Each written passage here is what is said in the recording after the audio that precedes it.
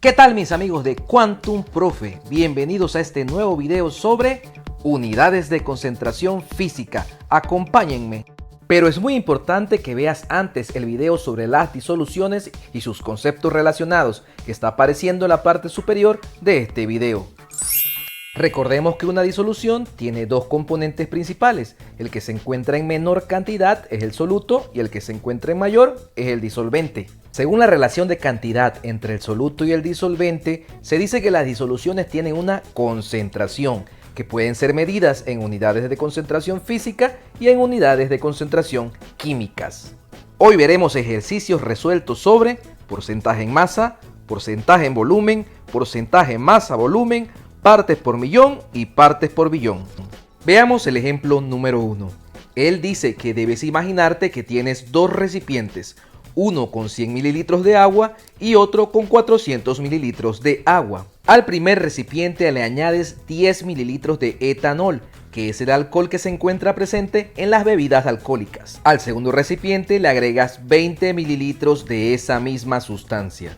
La pregunta del ejemplo dice ¿cuál es la concentración de etanol en cada mezcla? Como el ejemplo no especifica la unidad de concentración que desea, vamos a calcular primero el porcentaje volumen-volumen o porcentaje en volumen. Para ello debemos conocer bien su fórmula, que está dada por el volumen en mililitros del soluto entre el volumen en mililitros de la disolución multiplicado por 100. En la descripción del video les dejaré todas las fórmulas de unidades de concentración física. Reflexiona un poco antes de calcular. ¿Cuál mezcla tiene más cantidad de etanol? ¿La 1 o la 2? Exacto, la mezcla 2 tiene 20 mililitros de etanol. Ahora sí, calculemos la concentración. Para desarrollar un ejemplo sobre unidades de concentración, lo primero que tenemos que hacer es identificar muy bien los datos. Un buen dato tiene que tener la cantidad, la unidad y a cuál de los componentes corresponde, al soluto, al disolvente o a la disolución.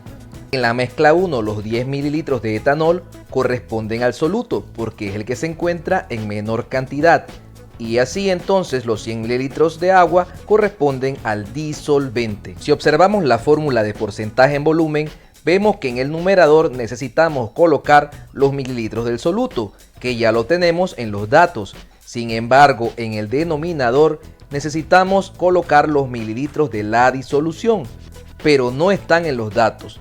Recordamos entonces que la suma del soluto y el disolvente me da a la disolución, pero es muy importante que tengan presente que para poder sumar cantidades de soluto y de disolvente, tienen que tener ambos exactamente la misma unidad. Entonces, para calcular la concentración en porcentaje en volumen, debemos escribir los 10 mililitros del soluto en el numerador. Y en el denominador tengan mucho cuidado, debe ir la suma del soluto y el disolvente, o sea 110 mililitros, que corresponden a la disolución. Luego multiplicar esa división por 100 y se obtiene entonces el porcentaje en volumen. Para encontrar la concentración en volumen de la mezcla 2, identificamos los datos de la misma manera que lo hicimos con la mezcla 1. Como vamos a utilizar la misma fórmula que en la mezcla 1, entonces hay que sumar también el volumen del soluto con el volumen del disolvente para obtener el volumen total de la disolución. Para calcular el porcentaje en volumen de la mezcla 2, reemplazamos entonces los 20 mililitros del soluto en el numerador y los 420 mililitros de la disolución en el denominador. Hacemos la división, multiplicamos por 100 y obtenemos entonces la concentración de la mezcla número 2. Al porcentaje en volumen también se le puede colocar un símbolo de grados. ¿Acaso no has visto en las botellas de alcohol este simbolito? Y es hora de que reflexiones nuevamente. ¿Recuerdas cuál mezcla tenía más etanol? La número 2, exacto. Pero ahora observa cuál mezcla tiene mayor concentración. La 1. Esto quiere decir que la concentración no tiene que ver con la cantidad de soluto que hay en una mezcla, sino con la relación de cantidad que hay entre el soluto y el disolvente.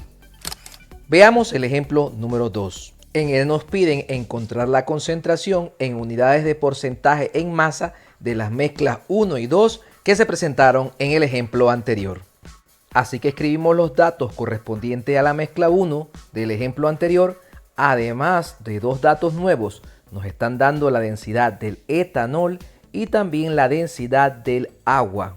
La incógnita que buscamos para este ejemplo es el porcentaje en masa. Así que escribimos su fórmula, que corresponde a los gramos del soluto dividido entre los gramos de la disolución multiplicado por 100.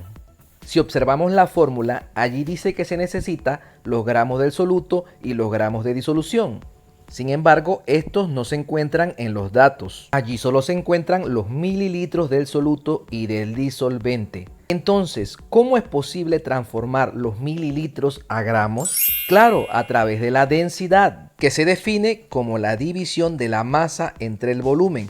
Así que solo nos corresponde despejar la masa y así transformar los mililitros a gramos. La masa se obtiene entonces multiplicando la densidad por el volumen. Reemplazamos entonces la densidad del disolvente, que en este caso es el agua, y la multiplicamos por su volumen, que corresponde a 100 mililitros.